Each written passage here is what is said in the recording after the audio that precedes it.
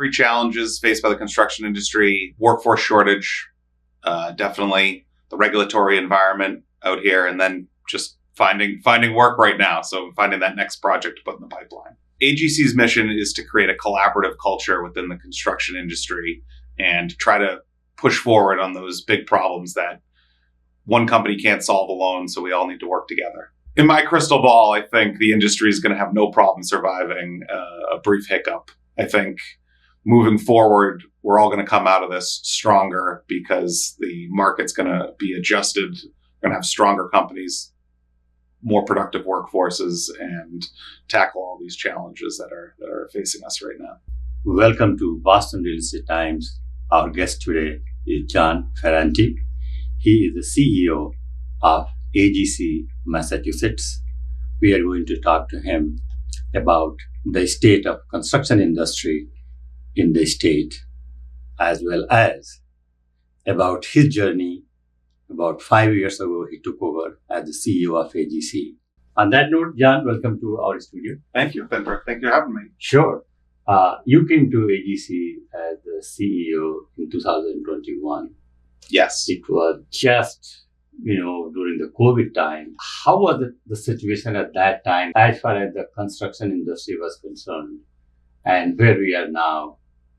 And I'm not going to ask you how does it look in the next 4 or 5 years. Yeah, we can get to the next 4 or 5 years, but looking back, it was an interesting time to come into the AGC. Obviously, 2021 was sort of the tail end of COVID. Sure. And so the industry had done a lot to come together and work through some of those challenges, but whether it be the job site safety protocols that were required, the amazing supply chain issues that were going on at the time, projects being delayed or upended due to COVID infections, all of that going on. I was fortunate enough to come in sort of towards the tail end of that. So we had a lot of highly engaged members who really saw value in the association, bring the group together during the pandemic. And we've just tried to kind of keep that momentum going ever since. So now let's switch our focus a little bit and we'll come back to again during this last 4 or 5 years. How is the pipeline for the general contractors today? Right now, it's definitely a challenging environment. I mean, we're still seeing the effects of COVID and the pandemic, whether it be in remote work, which has upset the office market. Obviously, inflation rates haven't been where we want them, and the Federal Reserve keeping the interest rates at a higher level has hurt investment in real estate. But it has started to go down now. And it started to go down, yeah. And for a long time we heard once those interest rates tick down, projects are going to come back to life. But we're still waiting to see how far they have to come down before those projects start moving forward. So how has technology impacted construction industry? I think it's still impacting in a lot of ways. We had a lot of members that are interested in learning about how AI is going to be part of their operations moving forward. But, obviously BIM and virtual design and construction is huge now. We have general contractors that have entire departments devoted to 3D modeling and those kinds of things. And I think that's really where the industry is going to go, over the next 5-10 years, is expanding further that use of BIM and VDC, and then trying to incorporate AI into certain processes and operational things that are going on out in the field. So if I ask you to pick 3 major challenges today faced by the construction industry, what will be there? Ooh, that's a really hard one.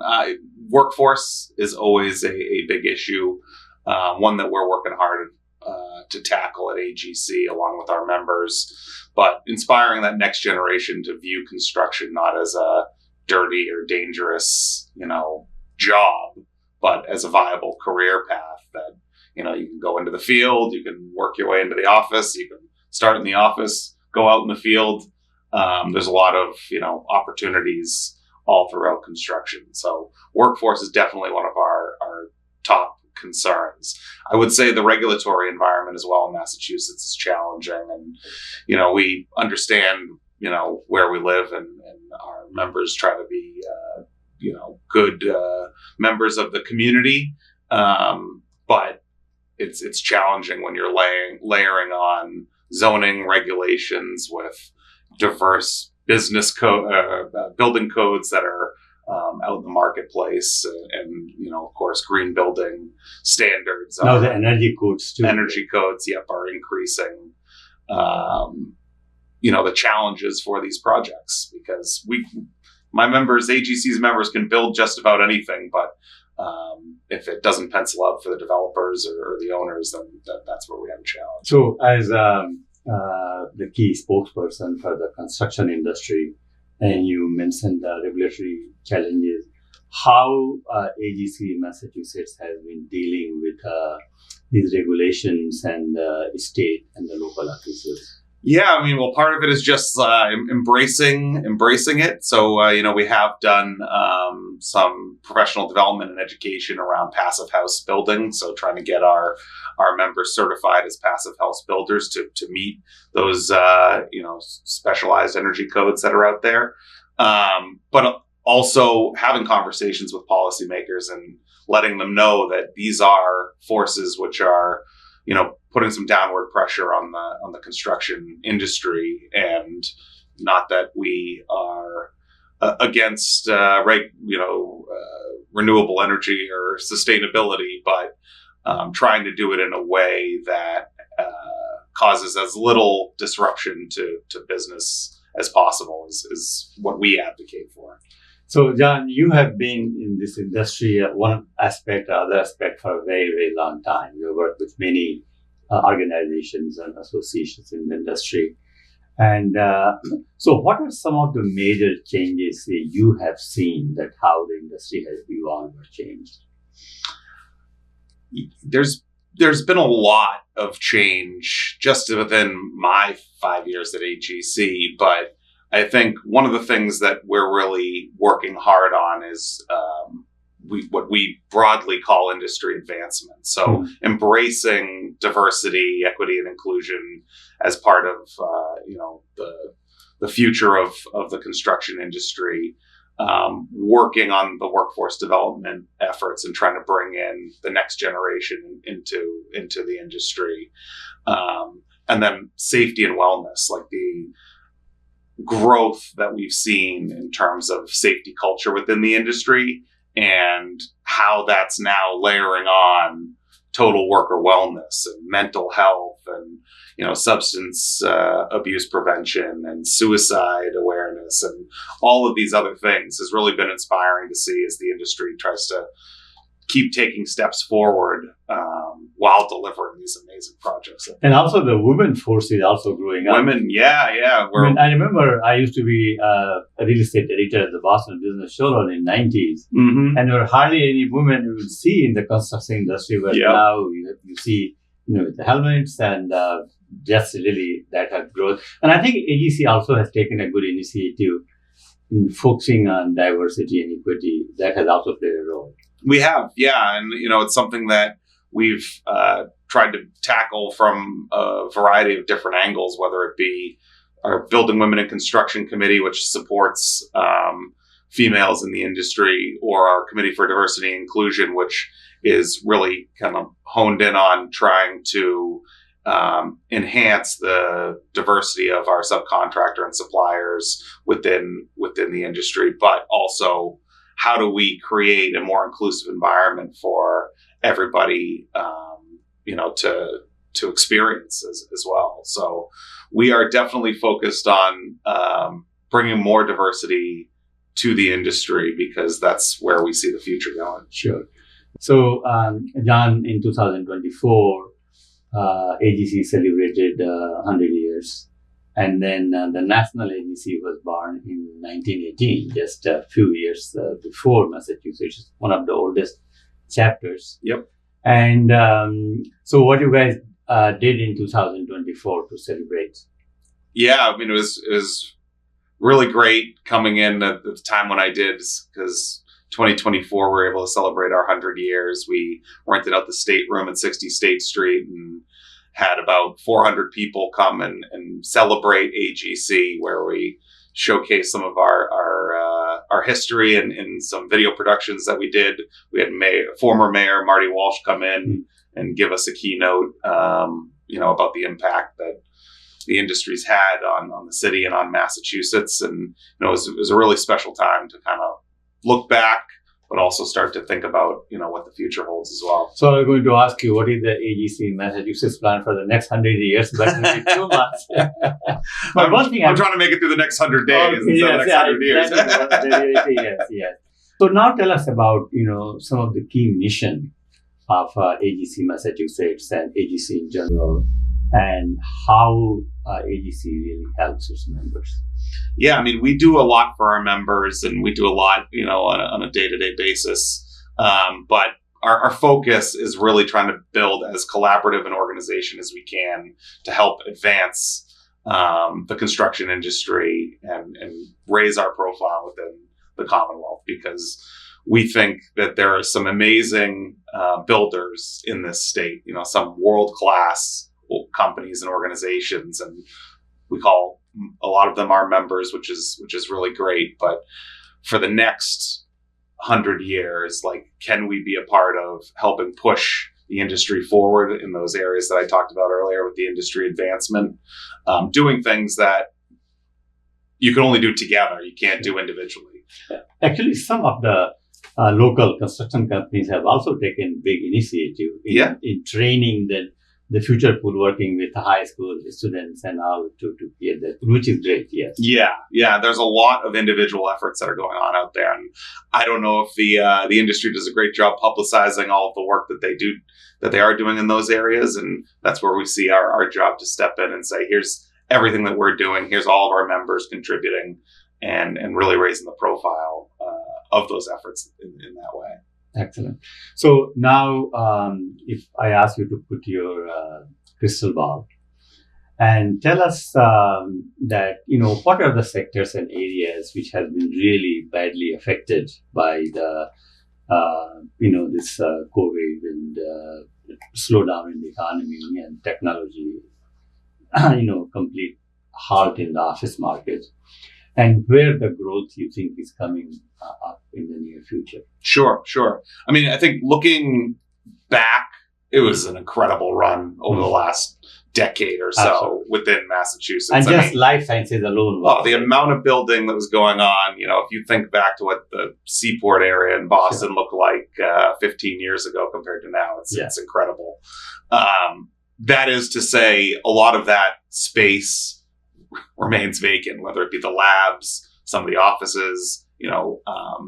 I think it's been well documented some of the challenges that we have in the office market within Boston in particular. And I think office, life science certainly are hurting right now. We're also seeing little hiccups in higher education. With some of the uncertainty coming out of the federal government around higher education, I think is causing them to be a little bit more cautious. Sure. Typically in slower times, that's when, some of those higher education clients really want to spend the money because they know they're going to get a good price and a good deal on their projects. But, moving forward, housing is going to be huge. Multifamily is doing quite good. Actually. Multifamily is doing well. Again, it's running into some headwinds with sort of the development environment in Massachusetts, whether it be, the NIMBY movement, local opposition to building projects, or like we talked about, the specialized energy codes and things like that, which make it more challenging to get some of these projects off the ground. But I see multifamily as definitely an area of optimism moving forward. And then public sector. I mean, Massachusetts has done a great job building up a diverse group of contractors that are working in the public sector, be it public safety buildings, school buildings, and then healthcare as well. We see healthcare. Now, one question I'm going to ask, this is what I have heard from some people in the industry, that many of the Hispanic workers and all have started. They're very hesitant to go to on work site, and because they don't know whether the site will be raided by ICE or they can be just arrested or something like that. Have you heard of that? Or just a rumor? I think we've heard that there's definitely some uneasiness out there. And I was actually having a conversation this morning with a few attorneys that are going to talk our members through immigration compliance and what to do if ICE shows up on a job site and those kinds of things. I mean, the environment out there is difficult because I think it's a uneven enforcement mechanism that's going on right now. And our employers go through great pains to make sure that everyone on their job sites is working there legally. But the challenge is there are folks who, feel like they might be targeted just because of how they look. And that's what exactly happens. Yeah. And that's, something that we are trying to take on by giving employers the ability to understand, how do we protect our workers' rights if ICE shows up on site? How do we make sure that, we're doing the best we can for the tradespeople that are all the time? I hear that every construction company I talk to, they say, we are really having a hard time hiring people. We are really hard time. So how AGC is trying to, help them with the labor supply? There's a few things that we're doing. One, we do a lot with young people. So we're talking middle school to high school age kids, exposing them to the industry, showing them all the different careers that are available, and trying to, inspire them that as they get older, hopefully 10 years down the line, they're looking to come into the construction industry. We've also set up great partnerships with Franklin Cummings Tech and some of the other student chapters within Massachusetts to try to bring some of those high achieving students or adult learners who are trying to get into the industry, help them find an internship or a co-op and with one of our members, and just really trying to change the perception of construction. It's high tech, it's safe, it's professional, it's competitive, it's all of those things. And you can also work work on the computer sitting in the office. Exactly. Like I said, there's VDC professionals who, they all sit and build things, virtually all day long. And then they try to give it to the field, and the field tries to do it out in the real world. Management, there's so many areas where you can... Everything. Yep. I like to say that construction's not a job, it's a whole industry. So someone says, what do? You say, I do construction. It could mean any number of things. Right. Yes. Yeah. But generally, what people think that people see working on the cranes and all, that is not that is one aspect of construction industry, but there's a whole lot. There's something for everybody, no matter what you're interested in. We can find a spot for you. Excellent. Yeah. So on that note, John, thank you so much for coming. Thank you, Upendra. And we're looking forward to having more conversations with you and industry leaders. Excellent. Thank you. Good. Come join AGC MAS. We'd be happy to have more member companies. Join us and be part of something greater than yourself. Alone, you may be a builder, but together, we are building excellence. The Associated General Contractors of Massachusetts. Building excellence today. Building excellence tomorrow. Building excellence for Massachusetts.